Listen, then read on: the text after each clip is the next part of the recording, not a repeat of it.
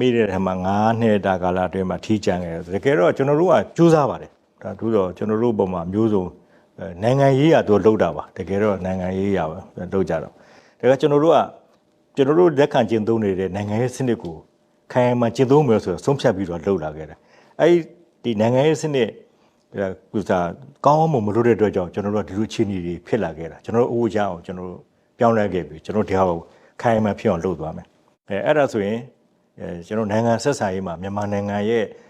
ပါဝင်မှုဟာမူလအခြေအနေတွေထဲတော့ပိုကောင်းအောင်လုပ်နိုင်မယ်လို့ကျွန်တော်ယူဆတော့ဟိုခင်ဗျားကပေးလိုက်တယ်ရှမ်းနိုင်ငံနဲ့လာကြလိမ့်မယ်ဘာညာဆိုမှတ်ပါတယ်လာကြဖို့လည်းကမ်းလှမ်းထားလာရှိလို့ကျွန်တော်လည်းလာဖို့ဖိတ်ထားတဲ့နိုင်ငံတွေလည်းရှိပါတယ်ထို့သူပဲဥပဒေနိုင်ငံခြားရေးဝန်ကြီးတို့တက်ဆန်သူရဲ့ counterpart ဝန်ကြီးတွေပေါ့ဝန်ကြီးဌာနဝန်ကြီးတွေဒီလိုပဲဖြစ်ကြတယ်နောက်တော့ကအဖွဲ့အစည်းတွေလူငယ်တွေကစပြီးတော့ကျန်တဲ့ institution တွေလည်းအမျိုးစုံပဲဖိတ်ကြပြုကြတယ်ကျွန်တော်တို့ရှိတယ်လာကြတယ်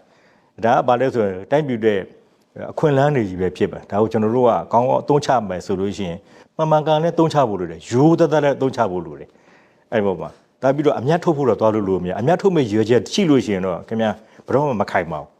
ရိုးသက်နဲ့မှန်ကန်လုပ်မယ်ဆိုလို့ရှိရင်ခင်ဗျာခိုင်မှာဖြစ်မယ်ကျွန်တော်သွားတဲ့ဒီနိုင်ငံရေးစနစ်ကိုစီဝဲစနစ်ကိုတကယ်ရိုးသက်နဲ့တိုင်းပြည်ကောင်းလုပ်ဖို့ရွေချက်နဲ့လုပ်တာနိုင်ငံဆက်ဆံရေးမှာလည်းတကယ်ရိုးသက်နဲ့ဆက်ဆံတယ်ကျွန်တော်တို့ဘသူရဲ့ဘဝရဲ့အားတာချက်အားနဲ့ချက်ရှိမှာကျွန်တော်တို့ကနိုင်ငံအားလုံးနဲ့ကျွန်တော်တို့ကနိုင်ငံရေးမှာလွတ်လပ်ပြီးတက်ကြွတဲ့နိုင်ငံခြားရေးမူဝါဒကျင့်သုံးနေတယ်ဒါကတကယ်အခိုင်မာဆုံးပဲနောက်တော့ကခုနအိန္ဒိယနဲ့တရုတ်ဆိုလို့ရှိရင်လေ